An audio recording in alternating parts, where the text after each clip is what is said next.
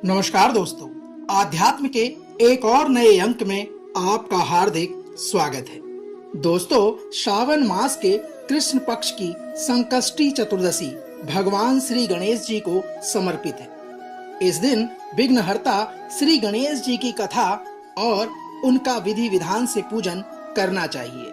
साथियों, भगवान श्री गणेश से जुड़ी अनेक कथाएं प्रचलित हैं। उन्हीं में से एक कथा का विवरण हम आपसे करने जा रहे हैं। तो आइए प्रारंभ करते हैं भगवान श्री गणेश से जुड़ी संकष्टी चतुर्दशी की पौराणिक कथा के सार को। दोस्तों, श्री गणेश चतुर्थी व्रत की पौराणिक कथा के अनुसार एक बार भगवान शिव तथा माता पार्वती नर्मदा नदी के किनारे बैठे हुए थे। वहां माता पार्वती ने भगवान शिव से समय व्यतीत करने के लिए चौपड़ खेलने को कहा। शिव चौपड़ खेलने के लिए तैयार हो गए, किंतु इस खेल में हार जीत का फैसला कौन करेगा, यह प्रश्न उनके समक्ष उठा तो भगवान शिव ने कुछ तिनके एकत्रित कर उनका एक पुतला बनाकर उसकी प्राण प्रतिष्ठा कर दी और पुतले से कहा, हे बेटा, हम चौपड़ खेलना चाहते हैं, परंतु हमारी हार जीत का फैसला करने वाला कोई नहीं है, इसलिए तुम बताना कि हम दोनों में से कौन हारा है और किसने जीत अर्जित करी। दोस्तों, उसके बाद भगवान शिव और माता पार्वती का चौपड़ खेल शुरू हो गया। यह खेल लगभग 3 बार खेला गया और संयोग से तीनों बार माता पार्वती ही जीत गई। खेल समाप्त होने के बाद बालक से हार जीत का फैसला करने के लिए कहा गया, तो उस बालक ने महादेव को विजयी बताया। उस बालक के इस प्रकार के उत्तर देने पर मां पार्वती क्रोधित हो गई और क्रोध में उन्होंने बालक को लंगड़ा होने, कीचड़ में पड़े रहने का श्राप दे दिया। बालक ने माता पार्वती से माफी मांगी और कहा कि यह सब मुझसे अज्ञानतावश ऐसा हुआ है, मैंने किसी द्वेष भावना में ऐसा नहीं किया है। दोस्तों, बालक के द्वारा क्षमा मांगने पर मां पार्वती ने कहा, यहाँ श्री गणेश पूजन के लिए नाग कन्याएं आएंगी, उनके कहे अनुसार तुम गणेश व्रत करना, ऐसा करने से तुम मुझे प्राप्त करोगे।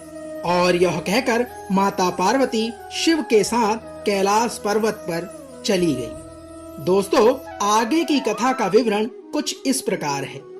जब 1 वर्ष के बाद उस स्थान पर नाग कन्याएं आईं, तब नाग कन्याओं से श्री गणेश के व्रत की विधि मालूम करने पर उस बालक ने 21 दिन लगातार श्री गणेश जी का व्रत किया। उसकी श्रद्धा से गणेश जी प्रसन्न हुए और उन्होंने बालक को मनवांछित फल मांगने के लिए कहा। भगवान श्री गणेश के इस प्रकार कहने पर उस बालक ने कहा, हे विनायक, मुझ में इतनी शक्ति प्रदान कीजिए कि मैं अपने पैरों से चलकर अपने माता पिता के साथ कैलाश पर्वत पर पहुंच सकूं और वे यह देखकर प्रसन्न हो जाएं। साथियों, तब बालक को वरदान देकर श्री भगवान गणेश जी अंतर्ध्यान हो गए। इसके बाद वह बालक कैलाश पर्वत पर अपने माता पिता संग पहुंच गया और कैलाश पर्वत पर पहुंचने की अपनी कथा उसने भगवान शिव को सुनाई। साथियों, इससे पहले जो घटना घटी उसका विवरण भी आप भलीभांति सुनिए। जब चौपड़ का खेल हो रहा था और बालक द्वारा भगवान महादेव को विजयी बताने पर चौपड़ वाले दिन से माता पार्वती शिवजी से विमुख हो गई थी। अतः देवी के रुष्ट होने पर भगवान शिव ने भी बालक के बताए अनुसार 21 दिनों तक श्री गणेश का व्रत किया। इस व्रत के प्रभाव से माता पार्वती के मन से भगवान शिवजी के लिए जो नाराजगी थी वह समाप्त हो गई। तब यह व्रत विधि भगवान शिव शंकर ने माता पार्वती को बताई। यह सुनकर माता पार्वती के मन में भी अपने पुत्र कार्तिकेय से मिलने की इच्छा जागृत हुई।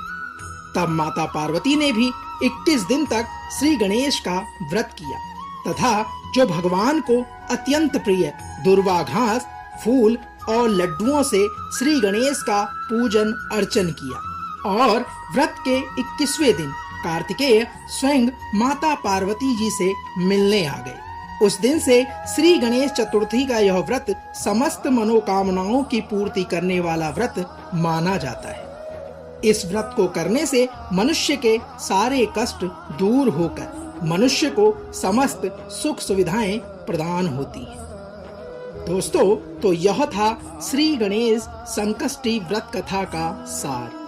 हम आशा करते हैं कि आज का यह अंक आपको अवश्य पसंद आया होगा। कल एक और नए अंक के साथ फिर आपसे होगी मुलाकात। तब तक जय श्री गणेश।